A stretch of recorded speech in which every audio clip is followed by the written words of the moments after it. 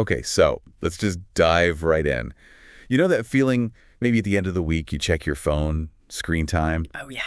after just days of scrolling, tapping? Mm-hmm. It can be a bit of a shock, right? That, wow, did I really spend that much time? Mm-hmm. That much time glued to the screen. Yeah. Yeah, sometimes there's even like a little bit of shame mixed in there. Absolutely. That feeling of digital overload, it's really common now. It really points to this growing imbalance, how we spend our time, where our attention goes. Totally. And it feels like the internet itself, kind of weirdly, has come up with the solution. Touch grass. Right. It sounds almost, I don't know, too simple. Yeah. Maybe even a bit silly. Yeah.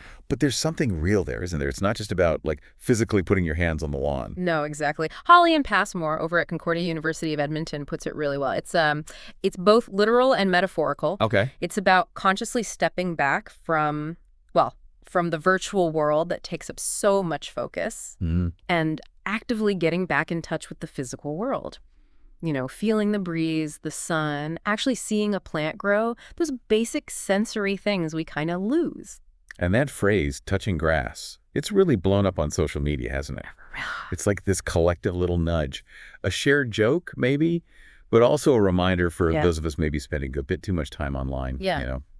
reconnect with reality. Precisely. And I think the reason it hits home is because it taps into something fundamental about us, about our well-being, our connection to nature. It's kind of built in. Right. So for this deep dive, that's basically our mission. We're going to explore the real benefits, the science behind connecting with nature, Okay. and look at some practical, actual ways you can do this, weave it into your life. We've got some interesting research, some expert insights to draw on. Great. So let's get into that science then, In a because bit. it's not just a feeling like, oh, nature's nice. There's actual hard research behind Yeah. this. Yeah.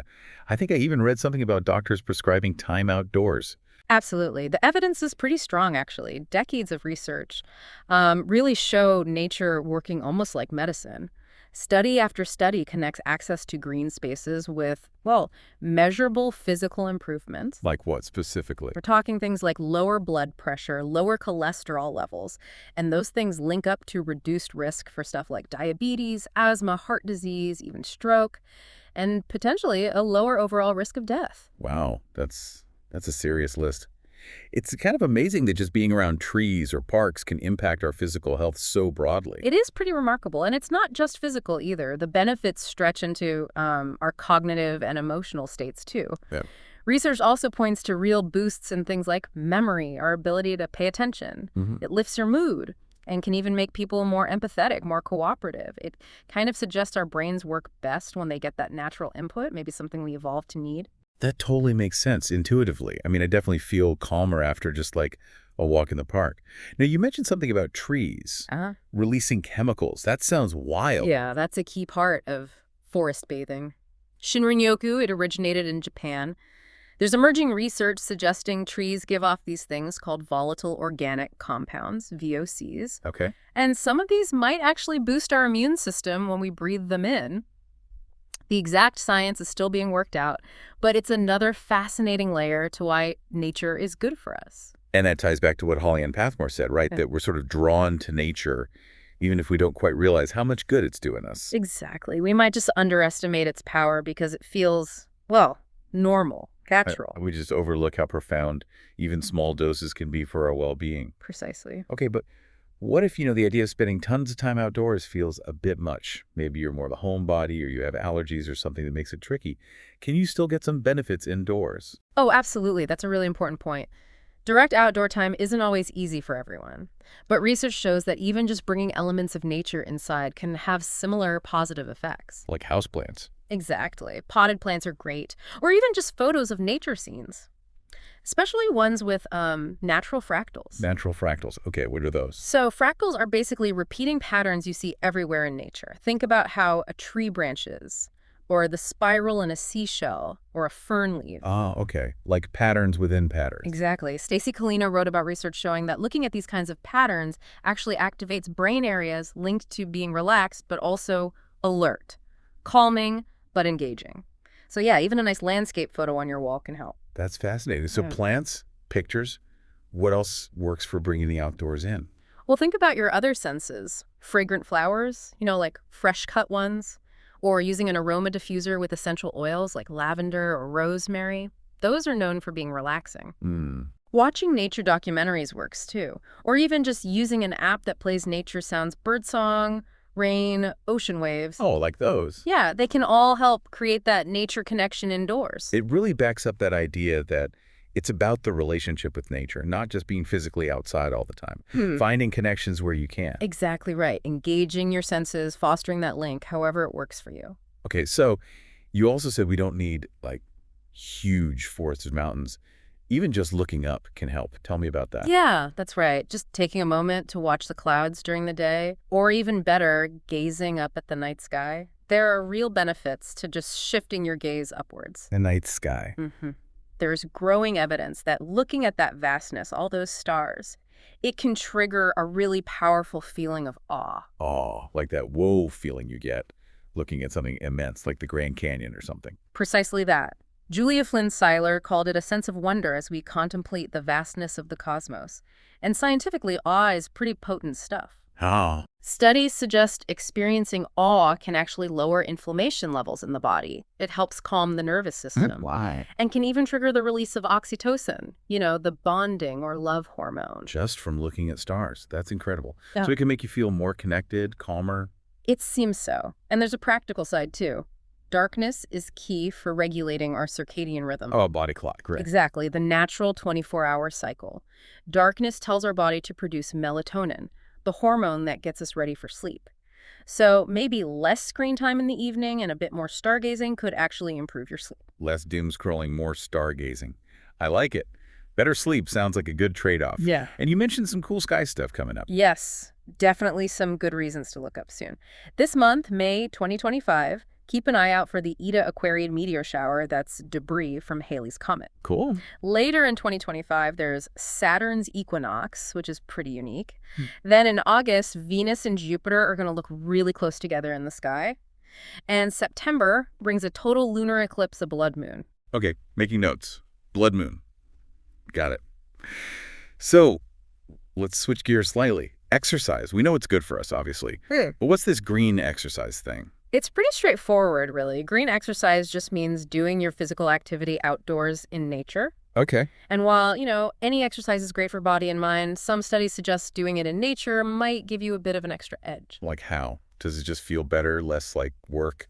That could definitely be part of it. It makes it more enjoyable, more engaging. Think about hiking or running somewhere beautiful like New River Gorge in West Virginia when the rhododendrons are blooming all purple and pink on the cliffs. Okay, yeah. That kind of beauty definitely beats staring at a gym wall, right? It makes the workout feel like less of a chore, maybe more of an experience. Definitely sounds more appealing. Now, another way to connect, maybe closer to home. Yeah. Observing wildlife, even just in your backyard or neighborhood. Oh, absolutely. Just watching animals go about their business. It can be surprisingly mindful, really rewarding. Research suggests that watching wildlife, even passively, can boost feelings of love, belonging, connection, just overall contentment, and you can do it almost anywhere. So how can we, encourage wildlife and get those benefits? What are some easy things to do? Well, even small things help, like starting a container garden, maybe on a balcony or a patio. If you plant native species, that's fantastic for local pollinators. Right. Stuart Pym, a conservation expert, specifically mentions milkweed. It's vital for monarch butterflies. Okay, milkweed. Good tip. You can also try to make your yard a bit more firefly-friendly. Sadly, they're declining worldwide because of habitat loss and light pollution. So maybe less outdoor lighting, a bit more natural ground cover. Little lightning bugs.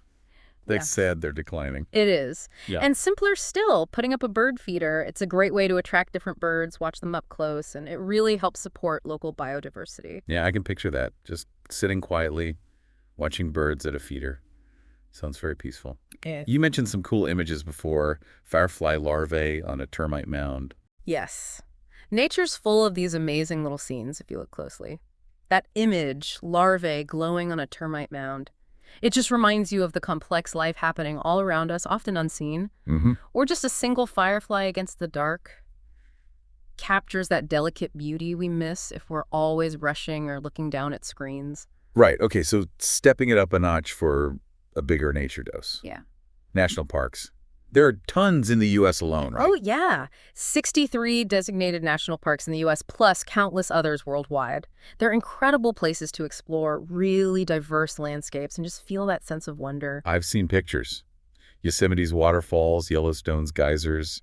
Yeah. They definitely make you want to go explore. For sure. The National Park Service website, places like that have tons of info. And hey, if massive crowds aren't your thing, there are lists of less crowded parks too. Good point. There's something for everyone, really. It's about finding that natural space that speaks to you. That image you mentioned, the woman paddleboarding, just surrounded by trees and water. Yeah. Yeah, that looks like pure serenity, total immersion. But this whole touching grass idea, it's not only about nature itself, is it? It has a social side too. That's a really crucial angle. Because yes, social media helps us stay connected across distances, but the research is pretty clear. Face-to-face interaction gives our mental health a much bigger boost. You build deeper trust, more intimacy when you're actually with people in person. Stuff that's harder to get online. So deliberately putting the phone down and spending actual time with people, that's also touching grass. Totally. Sam Dalton, a clinical social worker, puts it nicely. You often need to engage with the physical world and the people in it to build real community. Even really simple things like just knocking on a neighbor's door. Anika Holm wrote about how asking for help or offering it creates these positive ripples for everyone involved. I remember reading that. Yeah, Helping others gives them a sense of purpose too. that's cool. What about those social running groups that seem popular now? Yeah, Hannah Singleton covered this. Social running gets you outside, gets you active, and it can help break down social awkwardness, build real bonds in your community. Makes sense. Sharing an activity, especially outdoors, can be a great way to connect. Yeah, that picture of people dancing in that red light. Yeah, It just screams vibrant, alive, connected in a shared moment. exactly. Okay, so finally, touching grass can mean something even bigger, right? More global, not just your local park or neighborhood. Absolutely. You can definitely broaden the meaning. In a bigger sense, touching grass could be about exploring the world beyond your usual bubble, getting out of your routines, seeing new perspectives. Right. Armchair travel is one thing, but actually going somewhere. It's a totally different level of experience, isn't it? Much deeper, more transformative when you physically go to new places, experience different cultures. It's about figuring out your place in the bigger picture, maybe. Precisely. Back to Holly Ann Passmore, she said, it makes you realize that you're part of a greater whole. Seeing different ways of life, different landscapes, it broadens your understanding of yourself and the world. So National Geographic had that list. Yeah. 25 best places for 2025. Any examples that really fit this bigger idea of touching grass? Oh, definitely. Think about Kanazawa in Japan, near Kyoto. Yeah. You can explore these amazing old wooden tea houses, incredible gardens, the samurai district. Really immerse yourself. Sounds amazing. Or imagine going to Senegal in West Africa, taking cooking classes, exploring street food, experiencing that unique mix of Wolof and French culture through food. Or maybe Cork, Ireland in September for the sounds from a Safe Harbor festival. Music, dance, conversation, connecting with culture and people in a really lively way. Wow, all of those sound like incredible ways to expand your world. It really shows how touching grass can range from like a mindful moment in your backyard all the way to a huge trip across the globe. Exactly. So if we pull it all together, the main takeaway is that connecting with nature in all these different ways has really significant proven benefits for our well-being. Physical health, mental health, it's profound. And this whole idea, touching grass, it works whether you're, a total homebody enjoying a plant on the windowsill or someone who loves traveling the world. It's relevant for everyone. It really is. So maybe just something for you listening to think about as you go about your day. What's one small thing, one really actionable step you could take today to connect with the natural world? Doesn't have to be huge. Not at all. Could be just pausing to really look out the window, stepping outside for 60 seconds to feel the air, noticing the clouds. Just reflect a little on your own relationship with nature. There's potential there for new perspectives and maybe feeling like you belong to something bigger.